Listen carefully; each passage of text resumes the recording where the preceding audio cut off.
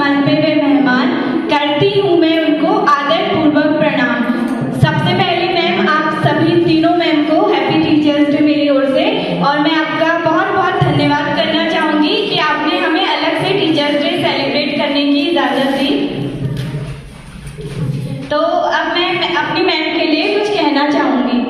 किस्सा जिंदगी का कभी शुरू ही ना हुआ होता, किस्सा जिंदगी का कभी शुरू ही ना हुआ होता, अगर जिंदगी को जिंदगी बनाने वाला गुरु ही ना हुआ होता।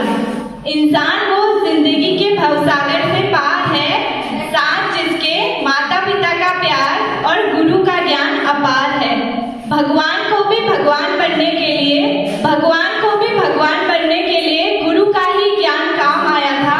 माँ ने तो उंगली पकड़कर कहा कि बेटा चलो, पर चलना कहाँ है ये तो हमें आपने ही बताया था।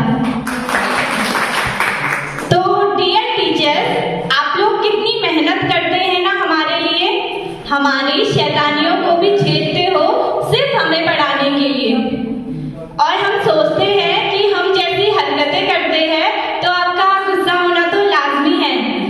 और कभी कभी आप जब हमारे कम मार्क्स आ जाते हैं एग्जाम में तो आप मोटिवेट भी तो कितना सही करते हैं।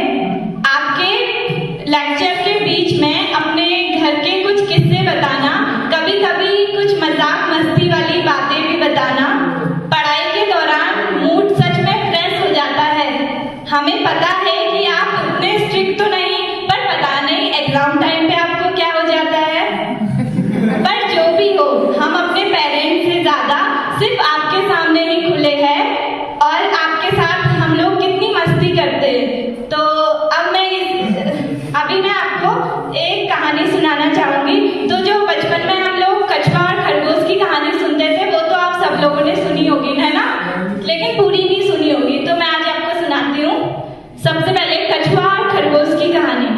तो पार्ट 1 में क्या होता है कि खरगोश और कछुआ रेस लगाते हैं। तो खरगोश ओवर कॉन्फिडेंस में सो जाता है, खरगोश धीरे धीरे चलते रहता है और फिर जीत जाता है। तो slow and steady wins the race.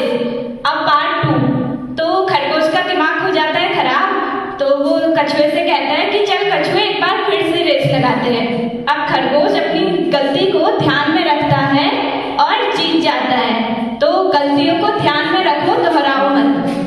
Part 3, अब दोनों मोटिवेट हो जाते हैं और कछुआ कहता है कि चलो एक बार फिर से रेस लगाते हैं, लेकिन रास्ता बदल देते हैं। अब खरगोश शुरू करता है लेकिन थोड़ी देर बाद रुकना पड़ता है। क्यों? क्योंकि बीच रास्ते में नदी आ जाती है। तो कछुआ धीरे धीरे आता है, नदी क्रॉस करता है और जीत जाता है। तो अपनी स्ट्रेंथ के अकॉर्डिंगली अपनी स्ट्रेटजी बनाओ।